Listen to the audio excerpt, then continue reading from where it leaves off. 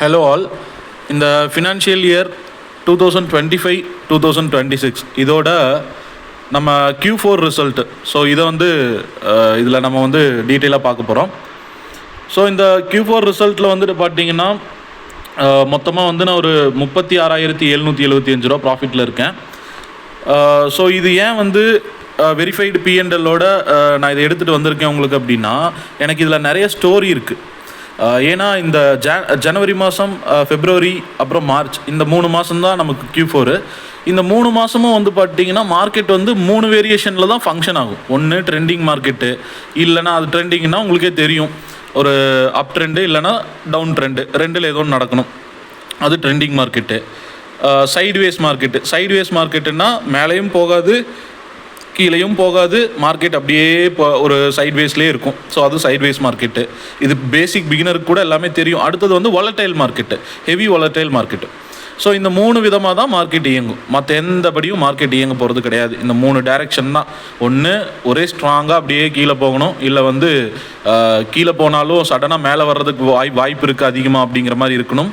அப்படி இல்லைன்னா சைட்வேஸில் போகணும். இதுதான். ஸோ இதையெல்லாம் தாண்டி இப்போது இந்த 3 மாதத்தில் பார்த்தீங்கன்னா 3 மார்க்கெட்டும் 3 மாதத்தில் நடந்திருக்கு. இது நான் கிட்டத்தட்ட ஒரு 8 வருஷமாக ட்ரேடிங் பண்ணிகிட்ருக்கேன்.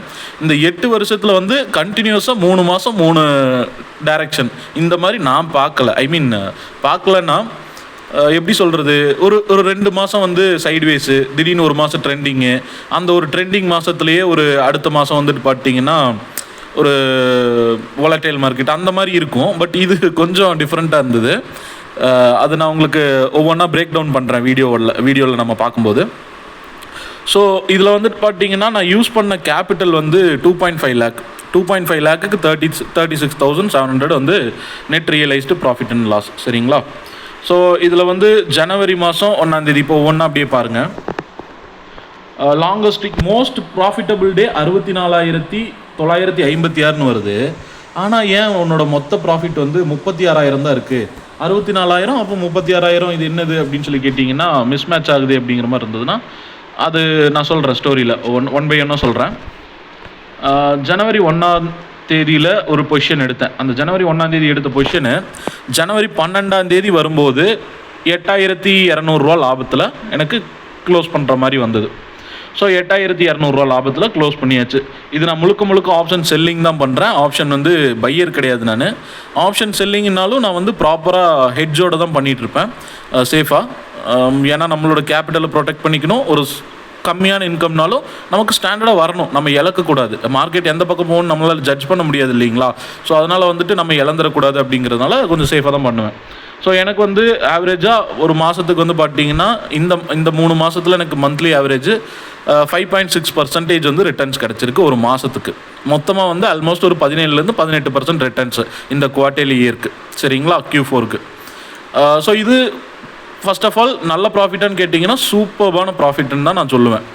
யாரை கேட்டிங்கனாலும் ஒரு ஆப்ஷன் செல்லர், நல்ல ஆப்ஷன் செல்லர் யாரை கேட்டிங்கனாலும் ஒரு 5.6%ங்கிறது நல்ல பர்ஃபார்மன்ஸு அப்படின்னு தான் சொல்லுவாங்க.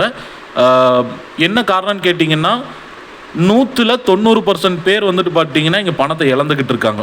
கன்சிஸ்டண்ட்டாக சம்பாதிக்கிறது கிடையாது. 10% பேர் தான் பார்த்தீங்கன்னா பணத்தை சம்பாதிக்கிறாங்க.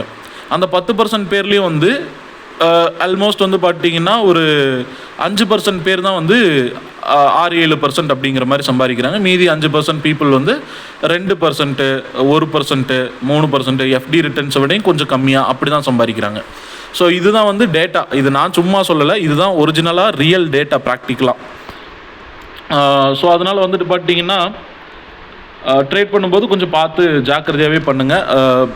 நிறைய பணம் சம்பாதிக்கணும், 1 லட்சத்தை 1 கோடியாக மாற்றணும் ஒரே வருஷத்தில் அப்படின்லாம் நினச்சி ட்ரேட் பண்ணிங்கன்னா 1 லட்சம் காணாமல் போய் நீங்களும் காணாமல் போயிடுவீங்க. அது மட்டும் மைண்டில் வச்சுக்கோங்க. சேஃபாக பண்ணுங்கள். பொறுமையாக சம்பாரித்து பொறுமையாக எல்லாமே பில்ட் பண்ணிக்கலாம். இப்போ ஜனவரி 1ஆம் தேதியிலேருந்து 12ஆம் தேதிங்கும் போது 8,000 ரூபாய் ஒரு பொசிஷனுக்கு க்ளோஸ் பண்ணியாச்சு. அடுத்தது பார்த்தீங்கன்னா ஜனவரி 14ஆம் தேதி பார்த்தீங்கன்னா ஒரு 313 ரூபா லாஸ் பண்ணியிருக்கேன்.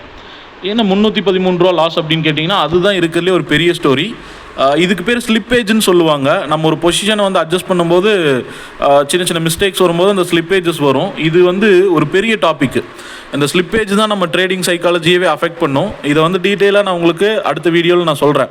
இந்த ஸ்லிப்பேஜ் வந்து தெரிஞ்சுக்கிட்டிங்கன்னா தான் நீங்கள் வந்து எப்படி ஹேண்டில் பண்ணணுங்கிறது தெரிஞ்சுக்கிட்டிங்கன்னா தான் நீங்கள் ஒரு ப்ராப்பரான ட்ரேடரையாகவே ஆக முடியும் ஆக்சுவலாக மார்க்கெட்டில். ஸோ அதனால தான் இந்த வீடியோவை நான் தனியாக உங்களுக்கு நான் ஒரு தனி வீடியோவாக போஸ்ட் பண்ணுறேன் ஸ்லிப்பேஜ் அப்படின்னு சொல்லிட்டு சொன்னேன். இப்போ 313 ரூபா லாஸு. இதே மாதிரி ஒரு ஸ்லிப்பேஜ் வந்து ஃபெப்ரவரி மாதம் வந்திருக்கு பாருங்கள். ஃபெப்ரவரி மாதம் 145 ரூபா ப்ராஃபிட்டில் வந்திருக்கு ஸ்லிப்பேஜ். ஸோ இது வந்து ஸ்லிப்பேஜஸ், இதை கவுண்டில் எடுத்துக்க வேணாம். அடுத்தது ஜனவரி 16ஆம் தேதி 9770 ரூபா ப்ராஃபிட்டில் வந்திருக்கு. ஸோ அதுக்கப்புறம் வந்துட்டு பார்த்தீங்கன்னா பொசிஷன் எடுத்து வச்சேன். அது வந்து அப்படியே போய்கிட்டே இருந்துச்சு. சாரி ஜனவரியில் நான் பொசிஷனை க்ளோஸ் பண்ணிட்டேன். முதல்ல ஒரு பொசிஷன், அப்புறம் ஒரு பொசிஷனை க்ளோஸ் பண்ணிட்டேன். அதுக்கப்புறம் என்ன ஆகிடுச்சு அப்படின்னா, இது நம்ம பட்ஜெட் டே இருந்துச்சு இல்லைங்களா. இந்த பட்ஜெட் டே வரும்போது நமக்கு மார்க்கெட் எப்படி இருக்குன்னு தெரியாது. அதுக்கப்புறம் ஃப்ரெஷ்ஷாக ஒரு பொசிஷன் ஓப்பன் பண்ணலான்னு டிசைட் பண்ணேன். இதுக்கு முன்னாடி வந்துட்டு பொசிஷன் ஓப்பனில் இருந்தது ஜனவரி 16ஆம் தேதி வரைக்கும். அப்போ வந்து அதெல்லாம் க்ளோஸ் பண்ணி லாபத்தில் புக் பண்ணி எடுத்துகிட்டு அப்புறம் கொஞ்ச நாள் இன்னொரு 10 நாள் வெயிட் பண்ணலாம், ஒன்றும் பிரச்சனை இல்லாமல் வெயிட் பண்ணிட்டேன். அப்போ வந்து இந்த மாதம் ஒரு வழியாக ஒரு 18,000 லாபத்தோடு ஜனவரி மாதம் எனக்கு முடிஞ்சிருச்சு. அப்புறம் ஃபெப்ரவரி 1ஆம் தேதி ஆக்சுவலாக சண்டே, அன்னத்தனைக்கு வந்து மார்க்கெட் ஹாலிடே இருந்தாலும் அன்னத்தனைக்கு பட்ஜெட் இருந்ததுனால ஸ்பெஷலாக மார்க்கெட் ரன் ஆச்சு. அப்போ 1137 ரூபா ப்ராஃபிட். எப்படின்னு கேட்டிங்கன்னா இதுக்கு பின்னாடி ஒரு ஸ்டோரி இருக்குது. இப்போ ஜனவரி மாதம் ஃபுல்லாக ட்ரெண்டிங் மார்க்கெட்லேயும் லாபம் பண்ணுறது எப்படின்னு பார்த்துட்டாங்களா. ஸோ அந்த ட்ரெண்டிங் மார்க்கெட்டை முடிச்சாச்சு. அடுத்தது ஃபெப்ரவரி 1ஆம் தேதி வந்து சரி ஓகே, ஒரு நல்ல கான்ஃபிடென்ட் லெவல் வேறு இருக்கும் இல்லைங்களா. இப்போ நமக்கு அடுத்தது 18,000 லாபங்கும்போது கிட்டத்தட்ட ஆல்மோஸ்ட் ஒரு 8.5% பக்கம் வந்துடும். 8.5% லாபங்கும்போது ஒரு மாதத்தில் நீ பெரிய ஆள் அப்படிங்கிற மாதிரி ஒரு ஐடியா வந்துடும். ஸோ அதுக்கப்புறம் வந்துட்டு பார்த்தீங்கன்னா 1ஆம் தேதி என்ன ஆயிடுச்சுன்னா, இந்த ஐடியானால் அங்கே நான் இது பண்ணலை, ஆனால் அந்த ஐடியானால் நான் இங்கே ஒரு லாஸும் பண்ணேன் பாருங்கள். ஃபெப்ரவரி 3ஆம் தேதி ஒரு 8,000 ரூபா லாஸு. அது நான் சொல்கிறேன். இப்போ 1ஆம் தேதி வந்துட்டு என்ன பண்ணேன்னா, உங்களுக்கு வந்து என்னோடய வீடியோ கண்டினியூவாக பார்க்குறவங்களுக்கு தெரியும். நான் என்ன பண்ணியிருந்தேன்னா, ஒரு பட்ஜெட்டுக்கு முன்னாடி ஒரு வீடியோ போட்டிருந்தேன். Long straddle or long strangle video போட்டிருந்தேன். இதை வச்சு எப்படி வந்து மார்க்கெட்டில் வாலடைல் டைமில் வந்து பணம் சம்பாதிக்கிறது, மார்க்கெட் ஒன்று அக்ரெசிவாக அப் சைடில் போனாலும் சரி, அக்ரெசிவாக டவுன் சைடில் போனாலும் சரி, ரெண்டில் எது நடந்தாலும் உங்களுக்கு வந்து லாபம் நிச்சயம் அப்படின்னு சொல்லிட்டு ஒரு வீடியோ போட்டிருந்தேன். இந்த மாதிரி ஒரு ஸ்ட்ராட்டஜி இருக்குது அப்படின்னு. இந்த ஸ்ட்ராட்டஜியை வந்து ஏன்னா நான் பையிங் பொதுவாக பண்ணுறதில்ல, ஆப்ஷன் பையிங் பண்ணுறது கிடையாது, ஆப்ஷன் செல்லிங் தான் பண்ணுறேன். அதனால் நான் அதை யூஸ் பண்ண மாட்டேன். எப்பவுமே லாங் ஸ்ட்ராட்டஜிஸே யூஸ் பண்ண மாட்டேன். எல்லாமே ஷார்ட்டில் தான் போவேன். பட் இந்த தடவை என்ன பண்ணேன்னா, சரி நம்ம வியூவர்ஸுக்கு வந்து நம்ம ஒரு அட்வைஸ் கொடுத்துருக்கோம், அது எந்த அளவுக்கு ஒர்க் ஆகுதுன்னு ஒரு வீடியோவாக மேக் பண்ணி நம்ம அந்த ட்ரேடிங்கை வந்து ரெக்கார்ட் பண்ணி போடலாம் யூடியூப்பில் அப்படின்னு சொல்லிட்டு பொசிஷன் எடுத்தேன். அந்த பொசிஷன் ஒன்றும் பெருசெல்லாம் கிடையாதுங்க. வெறும் ஒரு அப் சைடில் ஒரு 4,000 ரூபாய், டவுன் சைடில் ஒரு 4,000 ரூபாய், மொத்தம் 8,000 ரூபாய் யூஸ் பண்ணியிருந்தேன். மார்க்கெட் எந்த பக்கம் போனாலும் எனக்கு வந்து லாபம் வந்துடும் அப்படிங்கிற மாதிரி. 4,000 ரூபாயா 5,000 10,000 ரூபாயான்றது தெரில, ஞாபகம் இல்லை. பட் இவ்வளோ தான் இருக்கும், அதுக்கு மேலே இருக்காது. அந்த டைமில் அது நான் வீக்லி ஆப்ஷன்லேயும் எடுத்திருந்தேன். அந்த டைமில் வந்துட்டு பார்த்தீங்கன்னா மார்க்கெட்டு மத்தியானம் ஒரு மணி இருக்குன்னு நினைக்கிறேன். 1 மணி வரைக்கும் மார்க்கெட்டுக்கு ஃபேவரான நியூஸும் இல்லை, மார்க்கெட்டுக்கு அகெயின்ஸ்டான நியூஸும் இல்லை. ஒரு மாதிரி மாடரேட்டாகவே போயிட்டு இருந்துச்சு. 1 மணியா 12:30 தெரியல, அந்த ஒரு பர்டிகுலர் டைம் ஃப்ரேம் வரைக்கும் போயிட்டே இருந்துச்சு. ஒரு ஸ்டேஜில் வந்து 1,000 ரூபாய் ப்ராஃபிட்டு, 1,000 ரூபாய் லாஸ் இப்படியே போயிட்டு இருந்தங்காட்டி அப்செட் ஆகி நான் என்ன பண்ணிட்டேன், ரொம்ப டயர்ட் ஆகிடுச்சு, தூக்கமே வருது அப்படின்னு சொல்லிட்டு பட்ஜெட் பார்த்துட்டு தூக்கம் தான் நமக்கு முக்கியம், இதை க்ளோஸ் பண்ணிடுவோம் அப்படின்னு சொல்லிட்டு 1,137 ரூபா லாபத்தோட க்ளோஸ் பண்ணிட்டேன். அது லாபம்லாம் நான் பார்க்கல. ஓகே க்ளோஸ் பண்ணிடு, வச்சிருக்காத, ஏன்னா தூங்க போகிறோம், அப்போ வச்சுட்டு தூங்கணும் அப்படின்னா நாளைக்கு ஏதோ ஒன்று ஆகும், ரிசல்ட் பாதிக்கும் அப்படின்னு சொல்லிட்டு ஒரு 6,000 7,000 லாஸ் வரும்னு சொல்லிட்டு க்ளோஸ் பண்ணிட்டேன். ஆனால் அந்த தனிக்கு என்னாச்சுன்னு பார்த்தீங்கன்னா, அந்த க்ளோஸ் பண்ணிவிட்டு போய் கொஞ்சம் நேரம் படுக்கலான்னு படுக்கிறேன். அதுக்கப்புறம் தான் வந்து லாஸ்ட் 10 மினிட்ஸில் ஃபினான்ஸ் மினிஸ்டர் வந்து எஸ்டிடி ரைஸ் பண்ணுறோம் அப்படிங்கிற மாதிரி ட்ரேடர்ஸ்க்கெலாம் சொல்லும்போது அது மார்க்கெட்டுக்கு அகைன்ஸ்டான நியூஸ் இல்லைங்களா. அது வரைக்கும் நியூஸே இல்லாமல் இருந்தது. திடீர்னு இதை சொன்ன உடனே மார்க்கெட் வந்து ஃபுல்லாக ஒரு 2 கேண்டில் 600 பாயிண்ட் ஃபால் ஆச்சு. இந்த 600 பாயிண்ட் ஃபால் ஆகும்போது நான் ஒருவேளை அதை வச்சுருந்தேன் அப்படின்னா இந்த பொசிஷனை எனக்கு அன்னத்தனைக்கு 21,000 ரூபா ப்ராஃபிட்டில் முடிஞ்சிருக்கும் எண்ட் ஆஃப் த டே. ஆனால் நான் வந்து க்ளோஸ் பண்ணிட்டு போனங்காட்டி அந்த அரை மணி நேரத்தில் 21,000 ரூபா ப்ராஃபிட்டை விட்டுட்டேன். எடடா என்னடா அது அப்படின்னு சொல்லிட்டு ரொம்ப வருத்தமாக இருந்தது. வீடியோவும் மேக் பண்ணுறதுக்கு கிடைக்கல, ப்ளஸ் நானும் அதை விட்டுட்டேனே 21,000 அப்படின்னு சொல்லிட்டு விட்டுட்டேன். அப்புறம் அந்த மாதிரி ஒரு எக்ஸ்பீரியன்ஸு. ஸோ அதுக்கப்புறம் வந்து 2ஆம் தேதி சரி மார்க்கெட் வந்துட்டு எல்லா பேட் நியூஸும் முடிஞ்சிருச்சு. இன்னையோட எல்லா பேட் நியூஸும் முடிஞ்சு எல்லாம் போச்சு. இனி வந்து மார்க்கெட் வந்து ஏதோ ஒரு டைரெக்ஷனில் ஸ்மூத்தாக மூவ் ஆகும் அப்படின்னு சொல்லிட்டு பொசிஷன்ஸ் எல்லாம் செல்லிங்க்கு ஓப்பன் பண்ணுறேன். ஓப்பன் பண்ணோன்னே என்னாச்சுன்னா 2ஆம் தேதி ஆஃப்டர்நூனும் காலையிலேயோ பொசிஷன் ஓப்பன் பண்ணிட்டேன். 2ஆம் தேதி மார்க்கெட்டு க்ளோஸ் ஆனதுக்கப்புறம் ட்ரம்ப் ஒரு அனௌன்ஸ்மெண்ட் கொடுக்குறாரு. இந்தியா மேலே இருக்கிற டேரிஃபை வந்து நாங்கள் வந்து பாதியாக குறைக்கிறோம், ஒரு 18%ஆவோ 28%ஆவோ குறைக்கிறோம் அப்படின்னு சொல்லி ஒரு அனௌன்ஸ்மெண்ட் கொடுத்தாரு. அது வந்து இந்தியாவை பொறுத்த வரைக்கும் இந்தியன் மார்க்கெட்டுக்கு ஒரு குட் நியூஸ். ஸோ அப்போ என்ன ஆகிடுச்சுன்னா பொசிஷனே அப்போ தான் ஓப்பன் பண்ணியிருக்கேன், அதுக்குள்ளே ஒரு குட் நியூஸு. 1000 பாயிண்ட் கிட்டத்தட்ட அப்பில் ஓப்பன் ஆகிடுச்சு. 1000 பாயிண்ட் கேப் அப்பில் ஓப்பன் ஆச்சுன்னா உங்களுக்கு வந்து நீங்கள் ஒரு ஆப்ஷன் செல்லராக இருந்தீங்கன்னா cap up or cap down வந்து உங்களுக்கு ரொம்ப பெரிய ரிஸ்க்கை கொண்டு வரும். அதுவும் அடுத்த நாளே ஓப்பன் ஆச்சுன்னா பெரிய ரிஸ்க்கை கொண்டு வரும். இல்லை டைம் கொஞ்சம் போச்சுன்னா கூட தெரியாது, ஒரு 30 நாளோ இல்லை 15 நாள் கழிச்சோ ஆச்சுன்னா தெரியாது. அடுத்த நாளே அந்த மாதிரி ஆகும்போது 1000 பாயிண்ட்டுங்கும்போது ஐவி எல்லாம் வந்து கண்ணா பின்னா டபக்குன்னு இன்க்ரீஸ் ஆகிரும். ஐவி இன்க்ரீஸ் ஆகும்போது நமக்கு அட்ஜஸ்ட்மெண்ட் பண்ண முடியாது, அது மாதிரி நிறைய ரிஸ்க் இருக்குது. ஸோ அதனால் என்ன ஆயிடுச்சுன்னா அப்படி ஓப்பன் ஆனோடனே எனக்கு பாருங்கள் 3ஆம் தேதி 8,000 ரூபாய் லாஸ் பொசிஷனு. 8,000 ரூபாய் கிட்டத்தட்ட லாஸ்ன்னு காமிச்சோடனே சரி இப்போ நான் என்ன டெசிஷன் எடுக்கணும் அப்படின்னு ஒரு குழப்பத்தில் இருந்தேன். இருந்தாலும் நான் தெளிவாக யோசிச்சது என்னென்னா மார்க்கெட் அப்பில் ஓப்பன் ஆகி ஒரு வேளை ஸ்ட்ராங் பாசிட்டிவ் நியூஸாக க்ரோ ஆகிடுச்சு அப்படின்னால் அப்போ நம்ம வந்து மார்க்கெட்டில் வந்து பெரிய லாஸை ஃபேஸ் பண்ணிடுவோம். ஸோ அதனால் இப்போ என்ன பண்ணுறோம் அப்படின்னா மார்க்கெட்டில் வந்து 8,000 ரூபாய் லாஸை க்ளோஸ் பண்ணிவிட்டு வெளியில் வருவோம். ஏன்னா பெரிய பெரிய ட்ரேடர்ஸே இந்த மாதிரி டைமில் க்ளோஸ் பண்ணிவிட்டு வெளியே வருவாங்க. நம்ம அதை புக் பண்ணிவிட்டு வெளியே வருவோம், பார்த்துக்குவோம் அப்படின்னு சொல்லிட்டு வெளியில் வந்துட்டேன். மார்க்கெட்டை விட்டு வெளியில் லாஸை புக் பண்ணி வெளியில் வந்த உடனே அகைன் திரும்ப வேறு பொசிஷன்ஸ் எடுக்க ஆரம்பித்தேன். 3ஆம் தேதி புக் பண்ணி லாஸ் ஆனோன்னா ஒரு அப்செட்டில் 4ஆம் தேதி எடுத்தேன்னு நினைக்கிறேன். 4ஆம் தேதி ஏன் நான் வந்து இப்போ வந்து அடுத்தது பொசிஷன் வந்து எடுக்க ஆரம்பிச்சேன்னா க்ளோஸ் பண்ணிவிட்டு மெயினான காரணம் ஐவி எல்லாம் கண்ணாபின்னான்னு ஹைக் ஆகிடுச்சு. ஒரு ஆப்ஷன் செல்லருக்கு நல்ல ஒரு ஜாலியான விஷயம் என்னன்னு கேட்டிங்கன்னா ஐவி வந்து ஹைக் ஆகிறப்ப பொசிஷனை ஓப்பன் பண்ணுறது. ஏன்னா ஐவி ஹைக் ஆகும்போது ப்ரீமியமோட வேல்யூஸ் எல்லாம் ரொம்ப இன்க்ரீஸ் ஆகும். எப்படின்னு கேட்டிங்கன்னா ஒரு 100 ரூபாய்க்கு ஒரு ஸ்ட்ரைக் ப்ரைஸ் வந்து ப்ரீமியமாக விற்கிதுன்னு வச்சுக்கோங்களேன். ஆப்ஷன் ஐவி ஹைக் வந்து வரும்போது 170 ரூபாய்க்கு விற்கும். அதே 100 ரூபா மதிப்புள்ளது 170 ரூபாய்க்கு விற்கும். அப்போ அந்த 170 ரூபாய்க்கு நீங்கள் போய் செல் பண்ணிங்கன்னா அந்த 70 ரூபா உங்களுக்கு எச்சா தானே கிடைக்குது. ஒரு ஆப்ஷன் செல்லராக பார்க்கும்போது பை பண்ணுறது ரிஸ்க்கு. பை பண்ணோம்னா மொத்தமாக ஒரு சின்ன கரெக்ஷன் வந்தால் கூட பயங்கரமாக வைப் அவுட் ஆகும். ஆனால் ஆப்ஷன் செல்லருக்கு அது ஒரு பெரிய பெனிஃபிட், அட்வான்டேஜ். ஸோ அதனால் வந்து இந்த அட்வான்டேஜை யூஸ் பண்ணி நம்ம பணம் சம்பாதிச்சிடலாங்கிற கான்ஃபிடென்ட் இருந்தது. அதனால் இந்த 8,000 ரூபா எனக்கு லாஸும் ஓகேன்னு தான் தோணுச்சு. அதே மாதிரி 4ஆம் தேதி பொசிஷன் எடுத்தோன்னே 5ஆம் தேதியே பாருங்கள் 3,400 ரூபா. இங்கெல்லாம் நான் வந்து பார்த்தீங்கன்னா ஜனவரி 1ஆம் தேதியிலிருந்து 12ஆம் தேதி வரைக்கும் நான் வெயிட் பண்ணியே 8,000 ரூபா தான் ப்ராஃபிட்டு. ஆனால் இங்கே ஒரே நைட்டில் 3,400 ரூபா ப்ராஃபிட்டு. இது தெரியுதுங்களா உங்களுக்கு ஐவி வந்து எப்படி ப்ளே பண்ணுதுன்னு?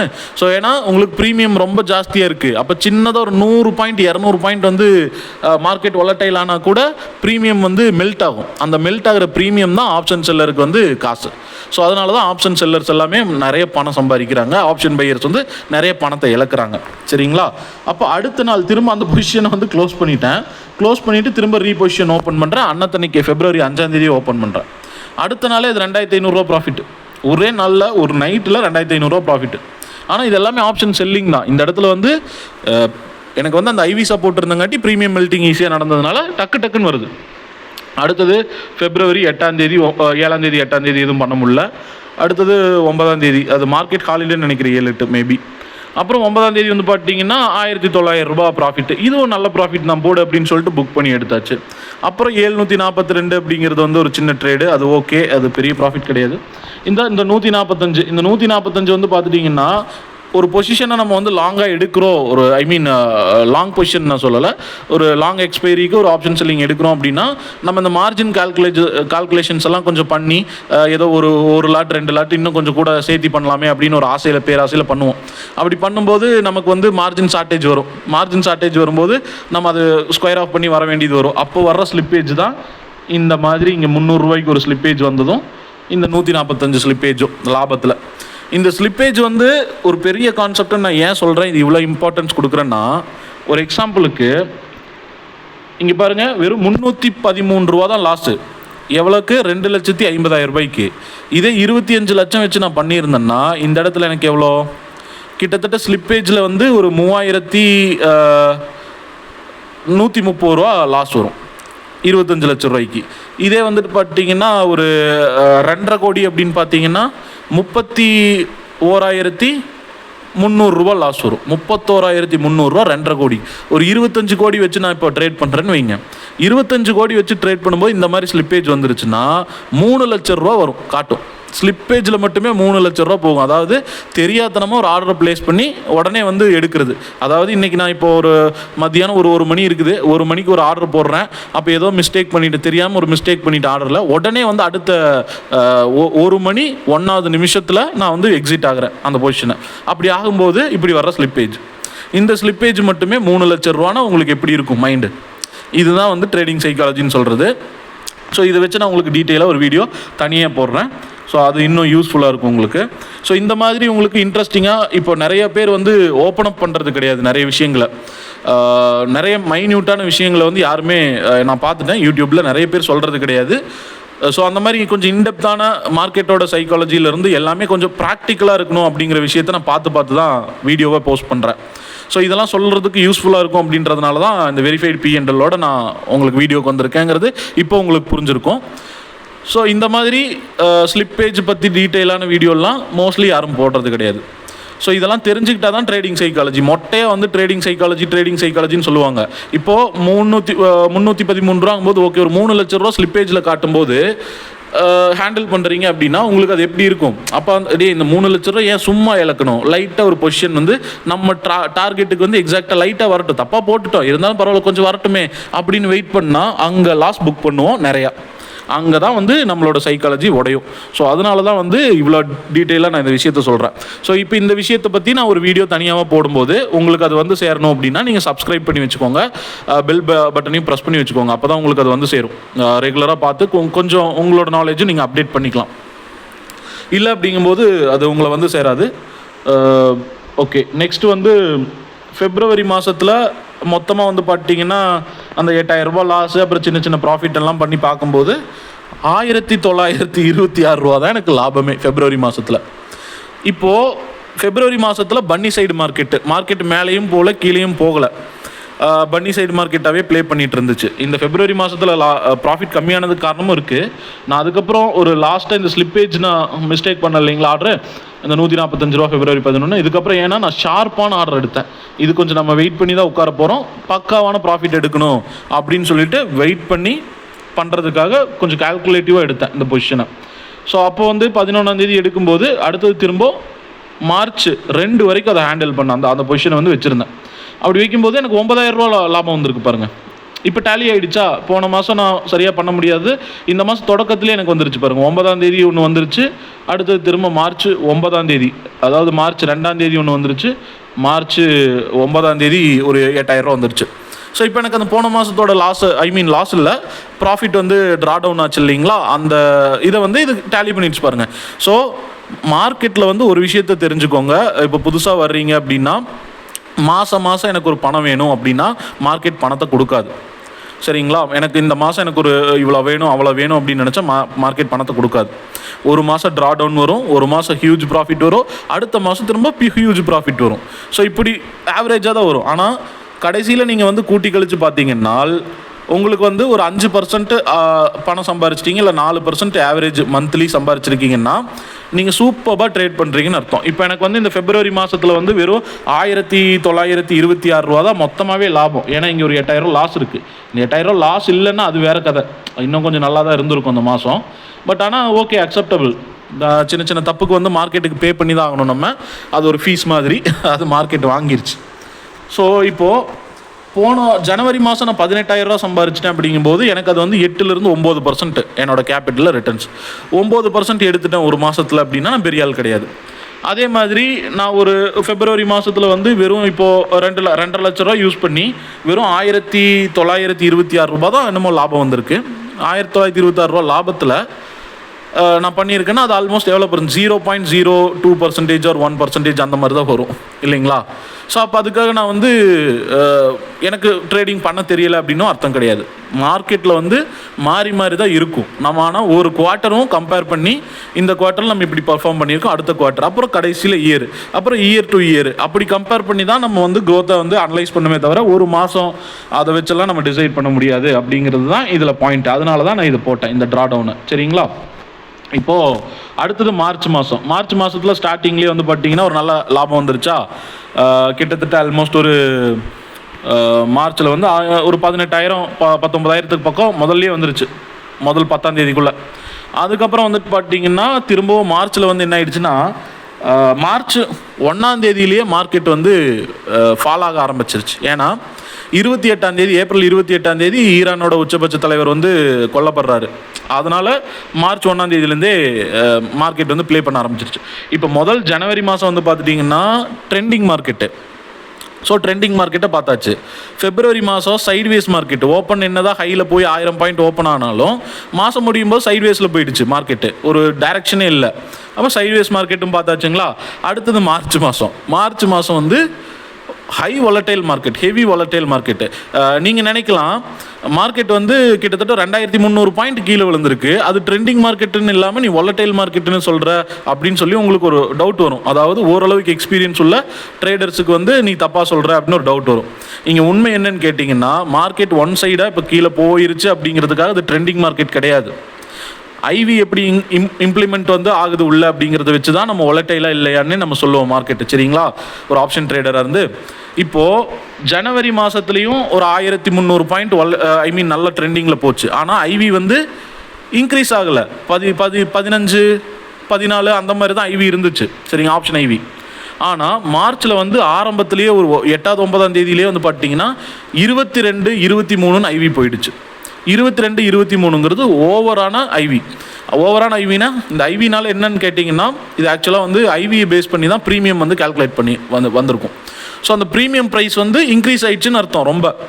ஸோ இப்போ வந்து நான் சொன்ன மாதிரி ஒரு 100 ரூபாய்க்கு இருக்கிற கிடைக்க வேண்டிய ஒரு ஆப்ஷன் வந்து 170 ரூபா வந்துருச்சுன்னு அர்த்தம். சரிங்களா. இப்போ நான் வந்து அப்படி வரும்போது ஆப்ஷன் செல்லருக்கு லாபம் தானே, இது உங்களுக்கு வந்து ஃபேவராக தானே இருக்கும் அப்படின்னு கேட்டிங்கன்னா ஃபேவராக தான் இருக்கும். ஆனால் ஐவி வந்து ஒரு 15 14 இருக்கும்போது ஒரு ஆப்ஷன் செல்லர் வந்து செல் பண்ணிட்டாரு.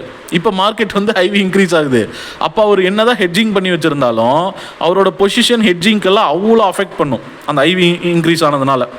சரிங்களா. ஸோ அப்போ வந்து என்ன ஆகும்னா உள்ளே வந்து ஒன்றும் ஹேண்டிலே பண்ண முடியாது.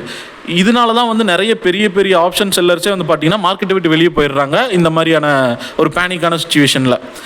நீங்கள் பிஆர் சுந்தர் சார் மாதிரியான ஆளுகளெல்லாம் பார்த்தீங்கன்னா அவர்களும் நிறைய தடவை சொல்லியிருக்காரு, ஒரு இந்தியா பாகிஸ்தான் வார் டென்ஷன்லாம் வரும்போது மார்க்கெட்டை டக்குன்னு க்ளோஸ் பண்ணிட்டு வெளியில் வந்துட்டேன் அப்படின்னு சொல்லியெல்லாம் சொல்லியிருக்காரு. அதுக்கப்புறம் ஒரு மாதம் பண்ணலை அப்படின்னு.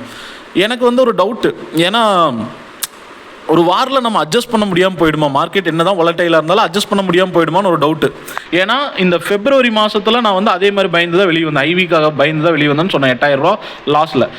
இதே மாதிரி தான் இந்த மார்ச்சும் இப்படி வரும்போது என்னடா இது போன மாதம் தான் வந்தது ஒரு ஹை வாலட்டிலிட்டி, டக்குன்னு வந்து பவுன்ஸ் ஆச்சு, அப்புறம் பார்த்தா மாடரேட்டாக மந்தமாக முடிஞ்சிருச்சு மார்க்கெட்டு, ஒரு யூஸ்லெஸ்ஸாக போயிடுச்சு அப்படின்னு சொல்லிட்டு இதே மாதிரியே இதுவும் இருக்குமோ ஒரு வேலை அப்படின்னு சொல்லிட்டு. அது ஈரான் வார் பிரச்சனை இருக்குது இல்லைங்களா, அதுவும் பெருசாக எஸ்கலேட் ஆகாமல் ஐவி வந்து ஓவர் ஹைக் ஆயிடுச்சு. அப்போ வந்து ஒருவேளை நமக்கு வந்து க்ளோஸ் ஆகும்போது சைட்வேஸில் போயிடுச்சு மார்க்கெட் அப்படின்னா நமக்கு வந்து ஒன்றும், அப்போ நம்ம வெளியில் வந்தால் லாஸை புக் பண்ணிவிட்டு இப்படி வெளியில் வர்றதுல ஒரு யூஸும் இல்லையே அப்படிங்கிற ஒரு இது யோசனை. இது இப்போ புரியுதுங்களா நான் ஏன் இந்த மாதிரி விஷயத்தை வந்து இப்போது உங்களுக்கு வெரிஃபைடு பிஎன்எல்லோட ஷேர் பண்ணணும்னு நினச்சேன்னு. இப்போ நான் இந்த மாதிரி ஒரு 7,000 ரூபாய் லாஸ், 8,000 ரூபாய் லாஸ், 9,000 ரூபாய் ப்ராஃபிட்னு பார்க்கும்போது அந்த ஸ்டோரி எனக்கு ஞாபகம் வருது பாருங்கள். அந்த ஸ்டோரி உங்களுக்கு சொன்னோன்னா என்னோட எக்ஸ்பீரியன்ஸ் உங்களுக்கு யூஸ்ஃபுல்லாக இருக்கும்ல. ஓகே, இதெல்லாம் எக்ஸ்பீரியன்ஸ் பண்ணியிருக்காங்க. இப்போது ஒரு சில ட்ரேடர் வந்து பிகினராக வந்து உள்ளே வந்திருப்பீங்க, அவங்களுக்கெல்லாம் எப்படி இருக்குன்னா, ஐயோ நம்ம மட்டும் தான் தோக்குறோமோ, நம்ம மட்டும் தான் இந்த டைமில் லாஸ் பண்ணுறோமோ, ஒரு ஆப்ஷன் செல்லராகவே இருந்தாலும் நம்ம லாஸ் பண்ணுறோமோ, மற்ற ஆப்ஷன் செல்லர்லாம் ப்ராஃபிட்லேயே இருக்காங்களோ அப்படின்லாம் உங்களுக்கு தோணும். அப்படி இந்த மாதிரி இப்போ பார்க்கும்போது எல்லா ஆப்ஷன் செல்லரும் இந்த மாதிரி தான் பண்ணுறாங்க. இந்த மாதிரி ட்ரா டவுன் இருக்கும். ஒரு மாதம் வெறும் 2,000 ரூபா தான் கிடைக்கும், 1% கூட ப்ராஃபிட் வராது. ஒரு மாதம் 10% வரும், ஒரு மாதம் 8% வரும். இந்த மாதிரிலாம் வரும்போது அப்போ அவங்களுக்கு ஒரு கான்ஃபிடென்ஸ் வரும், ஓகே இதெல்லாம் நேச்சர் அப்படின்னு சொல்லிட்டு. ஸோ அதுக்காக தான் இந்த வெரிஃபைடு பிஎன்எல்லை ஓப்பன் பண்ணி வச்சு நான் உங்களுக்கு வந்து வீடியோ போட்டுட்ருக்கேன். அகைன் ஒன் மோர் திங், நான் வந்து இந்த வெரிஃபைடு P&L லிங்க்கை வந்து கீழே கொடுக்குறேன். ஏன்னா இந்த வீடியோவில் பார்க்குறத விட நீங்கள் வந்து அந்த வெரிஃபைடு லிங்க்கை வந்து ஓப்பன் பண்ணி அதை உங்களோட ஒரு மொபைல்லையோ இல்லை லேப்டாப்லேயோ வச்சுக்கிட்டு மார்க்கெட்டு அன்னத்தனைக்கு என்னென்ன நடந்திருக்கு, நான் என்னெல்லாம் சொல்லிட்டு வரேன், எதனால என்னெல்லாம் பண்ணேன் அப்படின்னு உங்களுக்கு ஒரு ஸ்டோரி சொல்கிறேன் இல்லைங்களா. அப்போ உங்களுக்கு கனெக்ட் ஆகும்.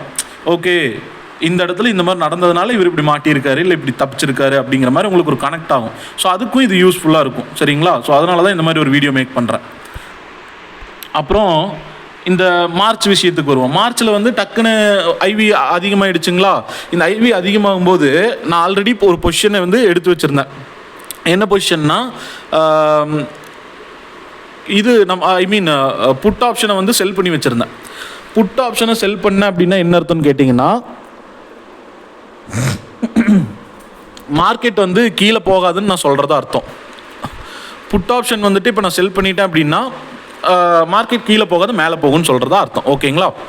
ஆனால் வார் டென்ஷன் இருக்குது, இப்போ வந்து மார்க்கெட் கீழே போயிட்டுருக்கு. அப்படிங்கும்போது நான் வெளியே வரணும். ஒரு லாஸில் வந்து ஒரு கிட்டத்தட்ட ஒரு அப்போது ஸ்டார்டிங்கில் பிரச்சனை வரும்போது எனக்கு லாஸ் எவ்வளோன்னு கேட்டிங்கன்னா ஒரு 6000-7000 தான் லாஸ் இருந்தது. அந்த 6000-7000 லாஸை புக் பண்ணிவிட்டு நான் இது மாதிரி வெளியில் வந்திருக்கணும். ஆனால் நான் வந்து வெளியில் வர விரும்பலை. ஏன்னா இந்த தடவை நான் அட்ஜஸ்ட்மெண்ட் பண்ணாமல் விட போகிறதில்ல, அட்ஜஸ்ட்மெண்ட் ட்ரேட் எடுத்தே தீர்றேன் அப்படிங்கிற ஒரு வெறியில் உட்காந்துட்டேன். சரி என்ன தான் ஆகுதுன்னு பார்த்துருவோம். எல்லோரும் பயந்துட்டு வெளியே போனால் அப்புறம் மார்க்கெட்டுக்கு அப்புறம் என்ன மரியாதை, நம்ம வந்து உள்ள என்ன தான் நம்மளோட பொட்டென்ஷியல்னு இந்த மாதிரி டைமில் தான் பார்க்க முடியும் அப்படின்னு சொல்லிட்டு நான் வந்து அட்ஜஸ்ட்மெண்ட் எவ்வளோ போனாலும் பண்ணிக்கிறேன்னு சொல்லிட்டு உட்காந்துட்டேன்.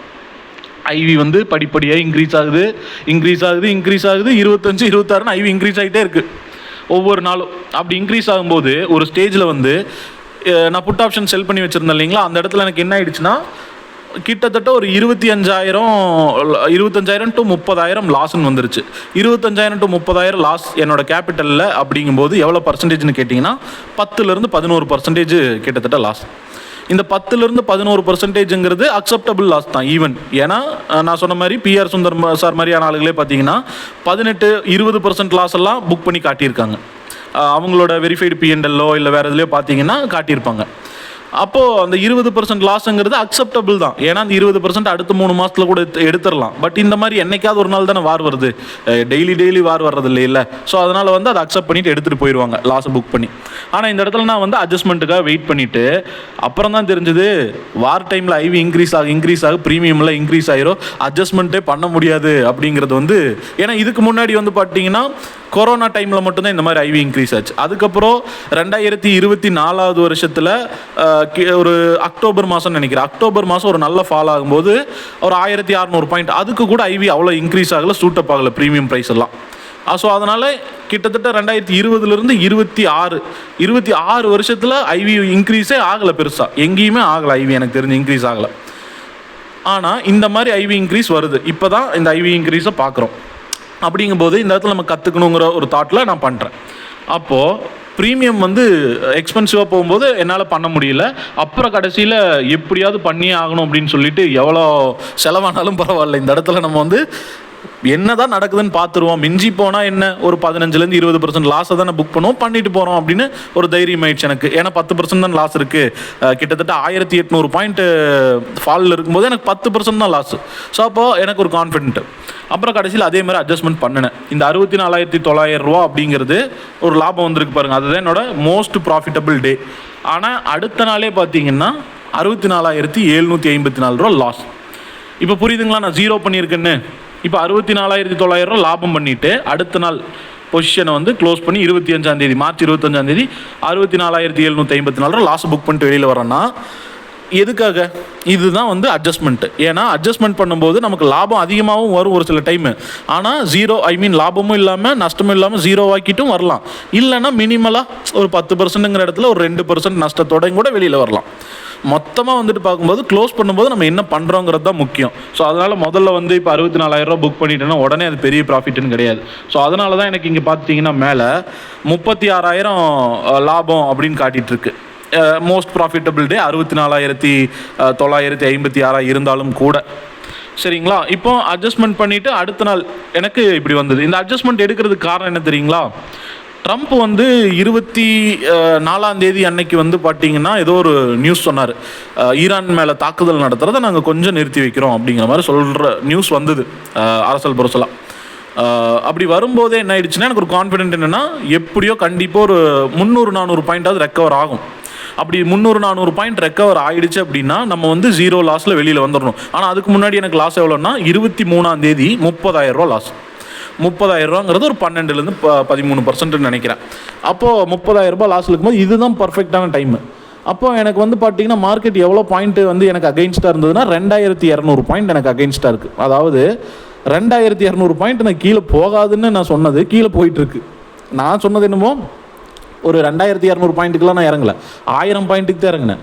ஆனால் நான் சொன்னதை விட 1300 பாயிண்ட் கீழே போயிட்டுருக்கு. அப்போ யோசிச்சு பாருங்கள் எனக்கு எப்படி இருந்திருக்கும்னு அந்த சுச்சுவேஷனை ஹேண்டில் பண்ணுறதுக்கு. அப்போ நான் வெயிட் பண்ணிவிட்டு அட்ஜஸ்ட்மெண்ட் போட்டுட்டு அடுத்தது 64,000. அப்போ அந்த அட்ஜஸ்ட்மெண்ட்டை இது பண்ணும்போது என்னோடய லாபத்தை புக் பண்ணும்போது ஒரு 64,000 வந்துருச்சு. அப்புறம் பொசிஷன்ஸ் எல்லாம் ஓப்பன் பண்ணி இது பண்ணும்போது திரும்ப அடுத்த நாள் வந்து அதே மாதிரி நடந்தது. அந்த 23-24 வந்து அதே மாதிரி மார்க்கெட் வந்து மேலே போச்சு. மார்ச் மாதம் லைட்டாக ரீட்ரேஸ் ஆச்சு. அப்படி அந்த பவுன்ஸில் வந்து அழகாக ஒரு 500 பாயிண்ட் பவுன்ஸ் பேக் ஆன உடனேயே நான் என்ன பண்ணிட்டேன்னா போதும், இன்னும் வெயிட் பண்ணியிருந்தேன்னா மேலே ஏதாவது போச்சுன்னா லாபம் வரும் தான். ஆனால் இந்த இடத்துல நம்ம தெளிவாக என்ன யோசிக்கணும் அப்படின்னா, ட்ரம்ப் அவர்கள் வந்து எப்போ என்ன வேணாலும் சொல்லுவார். ஸோ இன்றைக்கி வந்து 2 நாள் நான் அட்டாக்கை நிறுத்திட்டேன்னு சொல்லிட்டு நாளைக்கே திடீர்னு நான் பெரிய படையை கொடுத்து போர் தொடுக்கிறேன் அப்படிங்கிற மாதிரி ஏதாவது சொல்லிட்டாருன்னா நம்ம அப்படியே மாட்டிக்குவோம். ஏன்னா அட்ஜஸ்ட்மெண்ட் பண்ணும்போது நமக்கு திரும்ப அகெயின்ஸ்டாக போச்சுன்னா பெரிய லாஸ் வர ஆரம்பிச்சிடும். ஸோ அதனால் மாட்டிக்குவோம். அப்படி மாட்டிடக்கூடாது அப்படின்னு ஒரு பயத்தில் நான் என்ன பண்ணிட்டேன்னா ஓகே அப்படின்னு சொல்லிட்டு 0 லாஸ் 0 ப்ராஃபிட்னா பரவாயில்லன்ட்டு வெளியில் வந்துட்டேன். ஸோ அதனால தான் இப்படி ஒரு சுச்சுவேஷன். ஸோ இதை நீங்கள் வந்து நான் சொன்ன மாதிரி இந்த வெரிஃபைட் பிஎன்எல் லிங்கை ஓப்பன் பண்ணிவிட்டு அதுக்கப்புறம் அந்த மார்க்கெட் கூட கம்பேரிசன் பண்ணி பார்த்தீங்கன்னா உங்களுக்கு யூஸ்ஃபுல்லாக இருக்கும். நான் என்ன சொல்ல வர்றேங்கிறது புரியும். அதுக்கப்புறம் வந்துட்டு பார்த்தீங்கன்னா மார்ச் அந்த பொசிஷனில் க்ளோஸ் பண்ணி சந்தோஷமாக லாபமும் இல்லை நஷ்டமும் இல்லைன்னு நீங்கள் ஆன உடனே அந்த மார்ச் மாதத்தோட முதல்லையே ஒரு 19,000 லாபம் பார்த்துட்டேன்ல, அப்போ ஆல்ரெடி நான் லாபத்தில் தான் இருக்கேன் அந்த மார்ச் மாதத்தில் அப்படின்னு சொல்லிட்டு நிம்மதியாகிடுச்சு. அப்போ அடுத்தது வந்து ஒரு பொசிஷன் ஓப்பன் பண்ணுறது பார்த்தீங்கன்னா எப்படின்னா மார்ச் 26 ஓப்பன் பண்ணேன். 26 ஓப்பன் பண்ணி 27 1176 ப்ராஃபிட். ஒரே நாளில் 1000 ரூபாங்கிறதே ஒரு நல்ல விஷயம் தான். திரும்ப ஏன்னா ஐவி அதிகமாக இருக்கும்போது எப்போவுமே நம்ம என்ன பண்ணணும்னா டக்குன்னு அந்த முதல்ல ப்ராஃபிட்டை புக் பண்ணி எடுக்கணும். ஏன்னா முதல்ல ஐவி கரையிறது ஃபாஸ்ட்டாக ஸ்ட்ராங்காக கரையும், அதுக்கப்புறம் கரையிறது ஐவி எல்லாமே மெல்ட் ஆகிறது ஸ்லோ டவுன் ஆகிடும். அப்போ நமக்கு ப்ராஃபிட்டும் ஸ்லோ டவுன் ஆகிடும், புரியுதுங்களா? ஸோ அதனால் வந்து ஒரே நாளில் 1000 ரூபாங்கிறது ஓகேவான ப்ராஃபிட்னு சொல்லிட்டு உடனே எடுத்துட்டேன். அப்புறம் திரும்ப அதே மாதிரி அடுத்த 2-3 நாள் வந்து 3300 ப்ராஃபிட் பாருங்கள். ஸோ 3300 ப்ராஃபிட் பார்த்தோன்னே இதுவும் நல்ல ஒரு ஐவி யூஸ் பண்ணி எடுத்த ப்ராஃபிட் தான். ஸோ அதனால் எடுத்துட்டேன். ஸோ இந்த மாதிரி எப்போல்லாம் ஐவி வந்து கொஞ்சம் ஹைக் கொடுக்குதோ நமக்கு சப்போர்ட் பண்ணுதோ அப்போல்லாம் நம்ம வந்து ஃபாஸ்ட்டாக வந்து என்ட்ரி எடுத்து நம்ம வெளியில் வருவோம் 2 நாள் 3 நாள் கேப்லலாம். கொஞ்சம் ஐவி சப்போர்ட் இல்லை அப்படின்னா பாருங்கள் இங்கே எப்படி ஃபெப்ரவரியில் வந்து 11 மார்ச் 2 வரைக்கும் வெயிட் பண்ணியிருக்கேன். எதனாலன்னு கேட்டிங்கன்னா மந்தமாகிடுச்சு, மார்க்கெட் சைட்வேஸில் போக ஆரம்பிச்சிருச்சு. ஸோ சைட்வேஸில் போகும்போது நமக்கு அந்த ஐவி வந்து கொஞ்சம் கம்மியாகிடும், ஒரு 12% அப்படிங்கிற மாதிரி தான் இருக்கும் ஐவி. அந்த 12 வந்துருச்சு அப்படிங்க 12-11 வந்துருச்சுன்னா ஐவி ரொம்ப கம்மியாக இருக்கும், ப்ரீமியமும் கம்மியாக இருக்கும். அந்த கம்மியான ப்ரீமியமில் வந்து நம்ம கம்மியாக தான் அமௌண்ட் சம்பாதிக்க முடியும். ஸோ அதனால தான் லாங்காக வெயிட் பண்ண வேண்டியது வருது இந்த 9,000 ரூபா சம்பாதிக்கிறதுக்கு. ஆனால் அந்த 9,000 ரூபாயும் 8,000 ரூபாயும் தான் நம்மளை பெரிய ஒரு லாஸ் ஆகலைங்கிற மாதிரி காப்பாற்றியும் கொடுக்குது. ஸோ நமக்கு எல்லாமே நடக்கும் ஒரு இடத்துல. சைட்வேஸில் மார்க்கெட் போகுது, ரொம்ப ஒன்றுமே இல்லாமல் ரொம்ப நாளாக வெயிட் பண்ணுறோம் அப்படின்னாலும் நமக்கு எண்ட் ஆஃப் த டே நல்ல லாபத்தை கொடுத்துட்டு போயிடும். அதுதான். அதுக்கப்புறம் நான் என்ன பண்ணிட்டேன்னா இந்த மார்ச் 30 வந்துட்டு 3374 ரூபா ப்ராஃபிட்டை புக் பண்ணிட்டு இல்லைங்களா. புக் பண்ணோன்னே நான் என்ன பண்ணிட்டேன்னா அன்னைக்கு வந்து மார்க்கெட் வந்து ஃபுல்லாக பிரேக் டவுன் ஆகிடுச்சு. அந்த மாதத்தோட லோவஸ்ட் பாயிண்ட் பிரேக் டவுன் ஆகி எண்டிங்கில் நிற்கிது, க்ளோஸ் ஆகுது. அப்படி க்ளோஸ் ஆனதை பார்க்கும்போது என்ன ஈவினிங் தான் க்ளோஸ் பண்ணேன் 30 க்ளோஸ் பண்ணதை பார்த்துட்டு நான் ஹெட்ஜிங் பொசிஷன் எடுத்து வச்சுருப்பேங்களா அதுவும் க்ளோஸ் பண்ணணும். ஆக்சுவலாக அந்த ஹெட்ஜிங்கும் க்ளோஸ் பண்ணிட்டேன் அப்படின்னா எனக்கு வந்து கிட்டத்தட்ட இந்த 3300 ரூபாங்கிறது எனக்கு அந்த ஹெட்ஜிங்கில் வந்து ஒரு 1300 ரூபா லாஸில் இருந்திருக்கும். அப்போ 2000 ரூபா கையில் நெட்டாக எனக்கு ஒரு லாபம் நிற்கும், சரிங்களா. ஆனால் நான் என்ன நினச்சிட்டேன்னா ஏன் அந்த ஒரு 1500 ரூபாயை நம்ம விடணும், லாஸில் விடணும், அதுக்கு பதிலாக மார்க்கெட் தான் வந்து பிரேக் டவுன் ஆகி க்ளோஸ் ஆகிருக்குல்ல. அடுத்தது வந்து 31 மகாவீர் மகாவீர் ஜெயந்தி லீவு வந்துருச்சு. ஏப்ரல் 1ஆம் தேதி மார்க்கெட் ஓப்பன் ஆகும்போதே கண்டிப்பாக எப்படியோ வந்து ஒரு 1ஆம் தேதிங்கும் போது ஒரு 100 பாயிண்ட் ஒரு 500 பாயிண்ட் 300 பாயிண்ட் வந்து ஓப்பனிங்லேயே லோ வந்துடும். அப்படி ஒரு வேளை வந்துச்சுன்னா நம்ம அந்த 1500 நஷ்டங்கிறத நம்ம வந்து ஒரு 2000-3000 லாபமாக எடுத்துகிட்டு வந்துடலாம்ல அப்படிங்கிற ஒரு சின்ன ஆசை, பேராசை. அப்படி வந்து நான் என்ன பண்ணிட்டேன்னா, நான் டிசைட் பண்ணிட்டேன் மார்க்கெட் வந்து லோவில் தான் ஓப்பன் ஆகும் அப்படின்னு. இது ஒரு டெக்னிக்கலை நம்பி இறங்குறது தான். டெக்னிக்கலை நம்பக்கூடாதுன்னு சொல்கிறேன். நானே இடையில பார்த்தீங்கன்னா டெக்னிக்கலை நம்பி ஒரு ட்ரேடை ஹோல்டு பண்ணியிருந்துருக்கிறேன்.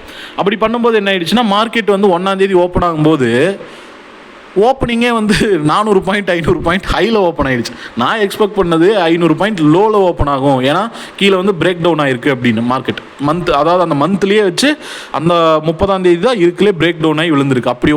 அப்படி க்ளோஸ் ஆகும்போது எப்போவுமே டெக்னிக்கல் படி பார்த்துட்டிங்கன்னா ஓப்பனிங் வந்து அடுத்த மாதத்தில் ஒரு 400 பாயிண்ட் 300 பாயிண்ட் இல்லை 200 பாயிண்ட்டாவது லோவில் தான் ஓப்பன் ஆகும், கேப் டவுனில். அப்படி எக்ஸ்பெக்ட் பண்ணிவிட்டு வெயிட் பண்ணதுனால அப்புறம் ஓப்பன் ஆகும்போது பார்த்தீங்கன்னா 400 பாயிண்ட் வந்து அகெயின்ஸ்டாக போனங்காட்டி எனக்கு வந்து 5000 லாஸ்ட்னு காட்டிடுச்சு. இந்த 5000 லாஸ் வந்து ஏன் இந்த இடத்துல மட்டும் புக் பண்ணிவிட்டு அட்ஜஸ்ட்மெண்ட் எல்லாம் பண்ணலையா அப்படின்னு கேட்டிங்கன்னா, இது பையிங் பொசிஷன், புரியுதுங்களா? இதுதான் செல்லிங் பொசிஷன். இந்த 3300 லாபங்கிறது செல்லிங் பொசிஷன், இது பையிங் பொசிஷன். அது ஹெட்ஜ் பண்ணி வச்சிருக்கிறது, அதாவது ஃபர்தராக கீழே போகும் அப்படின்னு சொல்லி ஹெட்ஜ் பண்ணது. இப்போ நான் போகாதுன்னு சொல்லியிருக்கிறேன் இங்கே.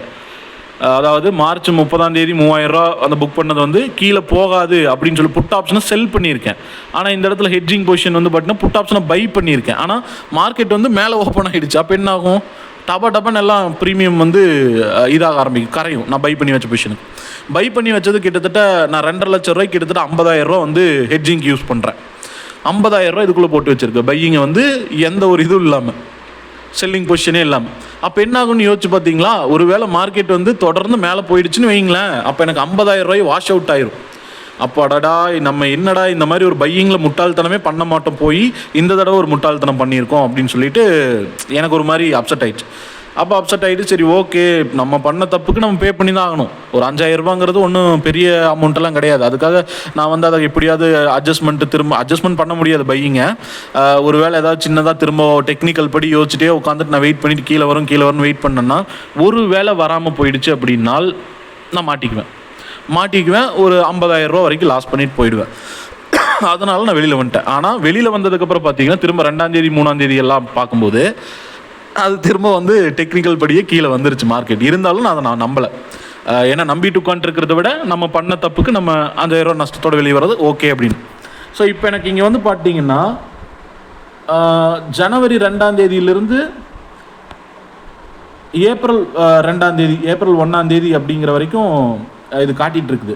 இந்த ஏப்ரல் 1ங்கிறதே அடுத்த வருஷம் ஃபினான்ஷியல் இயரோட, அதாவது 2026 to 27 அதோட குவார்ட்டர் தான். ஸோ நான் சொல்கிறது இந்த குவார்ட்டர் அப்படின்னு எடுத்துக்கிட்டோம்னா எனக்கு வந்து பார்க்கும்போது இந்த 5000 லாஸை வந்து நான் இது டேலி ஆகலைன்னா, நான் எடுத்துக்கலன்னா எனக்கு வந்து 42,000 ப்ராஃபிட்னு காட்டியிருக்கும் இங்கே F&Oவில். உங்களுக்கு கீழே காட்டுது பாருங்கள், லெஃப்ட் சைடில் 36,775 ரூபா. இந்த 36,775 ரூபாங்கிறது எனக்கு வந்து 41,000 இல்லை 42,000 ரூபா லாபம்னு இருந்திருக்கும். அப்படி இருந்ததுன்னா எனக்கு ஒரு ஆவரேஜாக ஒரு மாதத்துக்கு என்னோடய கேபிட்டல் 2.5 லட்சம் ரூபாய்க்கு 5.7%, 5.7% வந்து ஆவரேஜாக ரிட்டர்ன்ஸ். இப்போ ஒன்றும் குறைஞ்சி போகல. எனக்கு 36,000 கணக்கு போட்டால் கூட எனக்கு 5.4% வரும். 5.4 இல்லை 5% வரும் ஆவரேஜாக மாதத்துக்கு.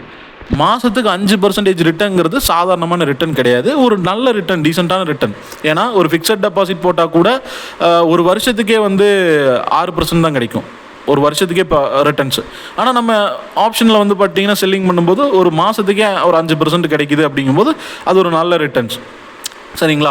ஸோ இதே வந்து இந்த மந்த் ஆன் மந்த்துக்கு நான் ரிட்டர்ன்ஸை கணக்கு போட்டு பார்த்தேன்னா ஜனவரி மாதத்தில் ஒரு 10%, 8%, 9% ரிட்டர்ன்ஸ் வந்துருக்கும். ஆனால் ஃபெப்ரவரியில் 1% கூட ரிட்டர்ன் வரல. ஏன்னா 1,900 ரூபா தான் மொத்தமாக வந்ததே. அடுத்தது வந்து பார்த்தீங்கன்னா திரும்ப அடுத்தது மார்ச் மாதத்தில் எனக்கு வந்து கிட்டத்தட்ட 10% ரிட்டர்ன்ஸ், 10 இல்லை 9.5 ரிட்டர்ன்ஸ். ஸோ இந்த மாதிரி தான் இருக்கும். ஒரு மாதம் 9% ரிட்டர்ன்ஸ் வரும், ஒரு மாதம் 15% ரிட்டர்ன்ஸ் வரும், ஒரு மாதம் வந்து 1% ரிட்டர்ன்ஸ் வரும், ஒரு மாதம் வந்து 1% மைனஸ்லேயும் கூட போகும், சரிங்களா? இப்படி தான் இருக்கும். ஆனால் மாதம் காசு வருமானு கேட்டிங்கன்னா வராது. ஆவரேஜாக நம்ம வந்து ஒரு 3 மாதம் எடுத்தோம்னா, ஒரு குவார்ட்டர் எடுத்தோம்னா அந்த குவார்ட்டரில் நம்ம டீசெண்டான ப்ராஃபிட்டபுளாக இருப்போம். நம்ம இதுதான் ட்ரேடிங். சரிங்களா? ஸோ கீழே வந்து நான் இந்த லிங்க் நான் கொடுக்குறேன் டிஸ்கிரிப்ஷனில். யூஸ் பண்ணுறவங்க எடுத்து யூஸ் பண்ணி பாருங்கள். உங்களுக்கு ஏதாவது ஒரு நல்ல ஒரு எக்ஸ்பீரியன்ஸ் அண்ட் நாலேஜ் கிடைக்கும். வீடியோ வந்து கடைசி வரைக்கும் பார்த்ததுக்கு ரொம்ப நன்றி. திரும்ப அடுத்தடுத்த வீடியோஸ் வந்து இன்ட்ரெஸ்டிங்காக வந்து ரொம்ப யாரும் சொல்லாத நிறைய விஷயங்களை மார்க்கெட்டில் வந்து நான் உங்களுக்கு சொல்கிறேன். அதனால தான் நம்மளோட சேனல் பேர் டார்க் மார்க்கெட் தமிழ்னு வச்சுருக்கோம். இன்னும் நிறைய சீக்ரெட்ஸ் வந்து உங்களுக்கு சொல்லிக் கொடுக்குறேன். இந்த மாதிரி வந்து யாருமே எனக்கு தெரிஞ்சு எக்ஸ்பீரியன்ஸை ஷேர் பண்ணது கிடையாது. அதாவது ஒரு குவார்ட்டரில் என்னென்ன இந்த ட்ரேட்னால எப்படின்னு சொல்லி எக்ஸ்பீரியன்ஸ் ஷேர் பண்ணது கிடையாது. நான் இவ்வளோ சம்பாரிச்சு அவ்வளோ சம்பாரிச்சேன்னு மட்டும்தான் போடுவாங்க. ஆனால் என்னோட நோக்கம் என்னென்னா எக்ஸ்பீரியன்ஸ் என்ன வந்தது அப்படிங்கிறத உங்களுக்கு சொல்லணும்னு நினச்சேன், அவ்வளோதான். அப்புறம் இன்னொன்று என்னென்ன வந்து பார்த்தீங்கன்னா, என்ன ட்ரேடு பண்ணீங்க அப்படின்னு கேட்பீங்க, என்ன பொசிஷன்ஸ் எடுத்தீங்க, அதெல்லாம் ஏன் காட்டலை, கீழே வந்துட்டு பார்த்தீங்கன்னா அந்த இதெல்லாம் ட்ரேடெல்லாம் ஏன் வரல அப்படின்னு சொல்லி உங்களுக்கு ஒரு டவுட் வரும். நான் ஏன் அதை காட்டலைன்னா, நான் அதை காட்டக்கூடாது. என்ன ரீசன்னு கேட்டிங்கன்னா, ஒரு செபி அப்ரூவ்டு இல்லாத ஒருத்தர், அதாவது நீங்கள் வந்து ஒரு வேலிடான ஒரு இன்வெஸ்ட்மெண்ட் அட்வைசரி அப்படின்னு சொல்லிட்டு செபி வந்து அப்ரூவ் பண்ணி சர்டிஃபிகேட் கொடுப்பாங்க. அந்த சர்டிஃபிகேட் இல்லாதவங்க இந்த மாதிரி பொசிஷன்ஸ் எல்லாம் காட்டக்கூடாது. ப்ளஸ் வந்து என்ன ஸ்ட்ராட்டஜி யூஸ் பண்ணுறோன்னு சொல்லி பப்ளிக்காக சொல்லக்கூடாது. இதெல்லாமே செபியோட ரூல். இதை தாண்டி நம்ம ஏதாவது நம்ம பண்ணோம்னா நம்ம மேலே ஆக்ஷன் எடுக்கிறதுக்கு செபிக்கு முழு ரைட்ஸ் இருக்குது. சரிங்களா? ஸோ இது எனக்கு முதல்ல தெரியலை. அதே மாதிரி யார் வந்து கமெண்ட்ஸ்லையோ இல்லை நம்மக்கிட்ட வந்து இது கேட்குறாங்கன்னு வைங்களேன், இந்த பொசிஷன் இப்படி எடுக்கலாமா, அப்படி அட்ஜஸ்ட்மெண்ட் பண்ணலாமா, இதை பண்ணலாமான்லாம் கேட்டாங்கன்னா நான் அதுக்கு பதில் சொல்லக்கூடாது. என்ன காரணம்னு கேட்டிங்கன்னா, நான் செபி அப்ரூவ்டு வாங்கலை. சரிங்களா? ஸோ இது தெரியாமே நான் இதுக்கு முன்னாடி எல்லாம் கமெண்ட்ஸில் வந்து சில பேர் வந்து கேட்பாங்க, நான் இந்த ஸ்ட்ரைக்கு சூஸ் பண்ணலாமா ப்ரோ, இந்த ஸ்ட்ரைக் பண்ணலாமா, அந்த ஸ்ட்ரைக் பண்ணலாமான்லாம் கேட்கும்போது நான் இதை பண்ணாதீங்க, இதை அப்படி பண்ணி பாருங்கள், இது பண்ணி பாருங்கன்னெலாம் ஒரு ஐடியாஸ் கொடுத்துருக்கேன். ஆனால் எனக்கு அப்போ தெரியாது இதெல்லாம் வந்து செபியோட இதில் வரும் அப்படிங்கிறது. சரிங்களா? ரெஸ்ட்ரிக்ஷன்ஸில் வரும்னு அப்போ எனக்கு தெரியாது. பட் இது வந்து என் ஃப்ரெண்ட் ஒருத்தங்க வந்து என்கிட்ட சொன்னப்போ, அவங்க ஷேர் ட்ரேடிங் பண்ணுறவங்க தான், சொன்னப்போ வீடியோஸ்லாம் நல்லா பண்ணிகிட்ருக்கீங்க, ஆனால் வந்து இந்த மாதிரி விஷயங்களெல்லாம் சொல்லாதீங்க, வீடியோஸ்லையும் சொல்லாதீங்க, இது உங்களுக்கு ரிஸ்க் ஆகும், சர்ச் பண்ணி பாருங்கன்னு சொல்லும்போது, அப்புறம் நான் சர்ச் பண்ணி பார்க்கும்போது தான் எனக்கு தெரிஞ்சுது இந்த மாதிரி ரூல்ஸ் எல்லாம் இருக்குது, செபி சொல்லியிருக்காங்கன்னு. ஒரு சர்டிஃபைடு அட்வைசர்னால் என்ன வேணால் சொல்லலாம், சர்டிஃபிகேஷன் இல்லாதவங்கன்னா எக்ஸ்பீரியன்ஸை சொல்லலாம். பட் அதே மாதிரி வந்து பார்த்தீங்கன்னா இருக்கிற ஸ்ட்ராட்டஜிஸ், இப்போ ஒரு எக்ஸாம்பிளுக்கு கால் ரேஷியோ, ஒரு அயன் கவுண்டரு, அதே மாதிரி வந்து பார்த்தீங்கன்னா ஒரு பேக் ஸ்ப்ரெட்டு, ஒரு புல் புட் ஸ்ப்ரெட்டு, இந்த மாதிரி ஆல்ரெடி வந்து கிளாஸிஃபை பண்ணி வச்சுருப்பாங்க இல்லைங்களா, இதுதான் ஸ்ட்ராட்டஜிஸ்னு. அந்த மாதிரியான ஸ்ட்ராட்டஜிஸை நான் ரிவீல் பண்ணலாம். அதெல்லாம் வந்து ரிவீல் பண்ணுறதில்ல, அது வந்து நான் உங்களுக்கு ப்ராக்டிக்கலாக இது எப்படி ஒர்க் ஆகுது அப்படின்னு சொல்லிட்டு நான் சொல்லலாம். அதை கூட நான் எப்படி சொல்லணும்னா, மார்க்கெட் இப்போ கரண்ட்டில் ஒரு 22,000 பாயிண்ட் இருக்குது அப்படின்னா, நான் வந்து 22,000 பாயிண்ட்டை வச்சு பேசவே கூடாது. நான் வந்து ஒரு 20,000 பாயிண்ட்டு இல்லை 25,000 பாயிண்ட்டுன்னு ஒரு ஃபேண்டஸியாக இந்த பாயிண்ட்லேருந்து இப்படி நடந்ததுன்னா என்ன ஆகும் இந்த ஸ்ட்ராட்டஜியில், அப்படி தான் நான் சொல்லணும். கரண்ட் மார்க்கெட்டை பேஸ் பண்ணி நான் ஸ்ட்ரைக்ஸை சூஸ் பண்ணி சொல்லவே கூடாது. ஸோ இதுவுமே ஒரு செபியோட ரூல். ஸோ இதெல்லாம் இருக்கிறதுனால இனி நான் வந்து இதை நான் கொஞ்சம் காஷியஸாக நான் பண்ணலான்ட்டு இருக்கேன். ஓகே, இது இப்படி பண்ணக்கூடாதுன்னா பண்ணக்கூடாது அப்படின்னு. ஸோ அதனால் யாரும் வந்து தப்பாக எடுத்துக்காதீங்க. என்னடா அது ட்ரேடிங் எல்லாம் என்னென்ன மறைச்சி வச்சுருக்காங்க, என்ன பொசிஷன்ஸ் எல்லாம் மறைச்சி வச்சுருக்காங்க, ஏன் வந்து என்ன ஸ்ட்ராட்டஜின்னு ரிவீல் பண்ண மாட்டேங்கிறாங்க அப்படிங்கிறதெல்லாம் வந்து இது பண்ணிக்காதீங்க. அது ப்ராப்பராக நான் சொல்லக்கூடாதுங்கிறதுனால இவ்வளோ டீட்டெயிலாக உங்களுக்கு சொல்கிறேன். வீடியோ பொறுமையாக பார்த்ததுக்கு ரொம்ப ரொம்ப நன்றி. மேலும் அடுத்த வீடியோவில் நான் உங்களை இதே மாதிரி ஒரு சூப்பரான கண்டென்ட்டில் வந்து சந்திக்கிறேன். சப்ஸ்கிரைப் பண்ணி வச்சுக்கோங்க, மறக்காமல் பெல் ஐக்கானும் ப்ரெஸ் பண்ணிக்கோங்க. ஒருவேளை உங்களோட ஃப்ரெண்ட்ஸ் சர்க்கிளில் யாராவது ட்ரேடிங்கில் ரொம்ப இன்ட்ரெஸ்டடாக இருக்காங்க அப்படிங்கிற மாதிரி இருந்துச்சுன்னா, அவங்களுக்கு இது யூஸ்ஃபுல்லாக இருக்குன்னா தயவு செஞ்சு ஷேர் பண்ணுங்கள். தேங்க்யூ.